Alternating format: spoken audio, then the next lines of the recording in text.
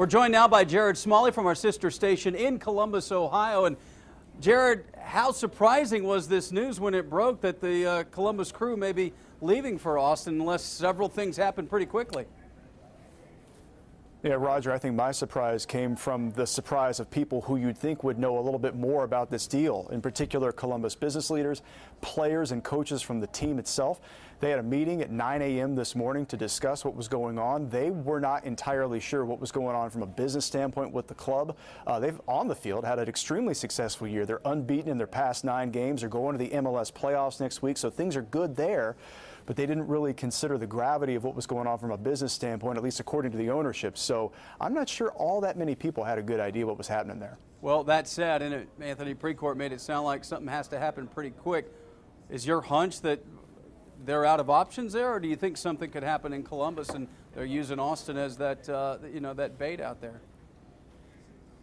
Yeah, my hunch is there's more than a foot. I think he's got a whole leg out the door from Columbus from a business standpoint. His big thing is he wants a brand new stadium in a downtown location in downtown Columbus. There are already a couple of athletic facilities in downtown Columbus, a minor league baseball stadium, the NHL arena where the Columbus Blue Jackets play are not far from one of the possible sites where you could build a stadium. He wouldn't even mention today where those specific sites are.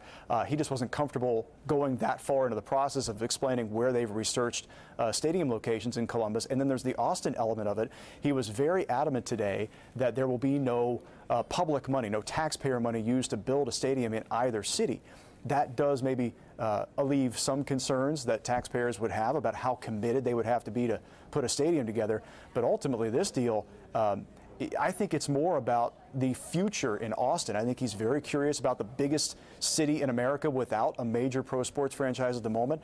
And I think he's very interested in that. And from what I understand, he was at South by Southwest earlier this year. So I think there is a genuine interest on his part. It's not just, I think, using Austin as bait. And I understand that's happened a few times in the past with Austin and San Antonio and pro sports franchises. I don't think that's the case here. I think he's very serious about this. Do you also think he's kind of had this on his mind for a while, because the Columbus Dispatch reporting that he had an out to Austin when he bought the team in 2013?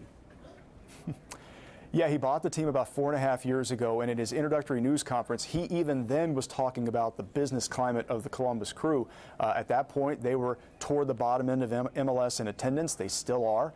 They still struggle in terms of sponsorships. He even criticized today the fact that a jersey sponsorship they put together for the team came together at the 11th hour. He thought it should have been a no-brainer kind of decision. So nothing's really been easy for him from a business standpoint in Columbus, even 4.5 years later.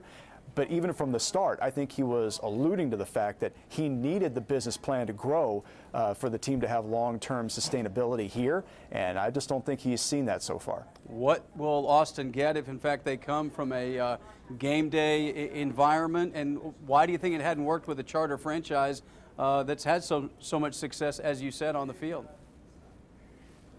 I talked to a good friend of mine today who is a long-time season ticket holder for Crew SC and asked him that very question. Where's the disconnect? This is the 14th biggest city in America. We have a huge population base here, obviously the Ohio State base, similar to what Austin has with the University of Texas in town.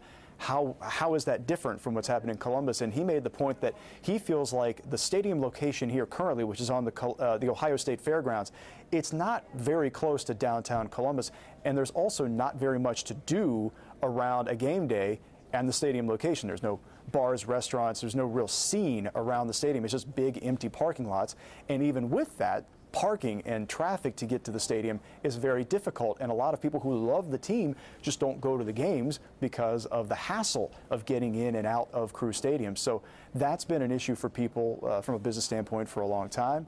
But people here do care about the team. When they've been successful, when they've had seasons like this one, people watch the games, people care about the games, they want to see the highlights on TV. So there is a passion there. It's interesting, though, one fan made the point to me that he feels like the ownership is blaming the consumer for the consumer not reacting to what the ownership's doing. And it's a little bit backward to him, but that's the case at the moment. All right, put you on the spot. 2019 of the Columbus Crew, the Austin fill-in-the-blank nickname.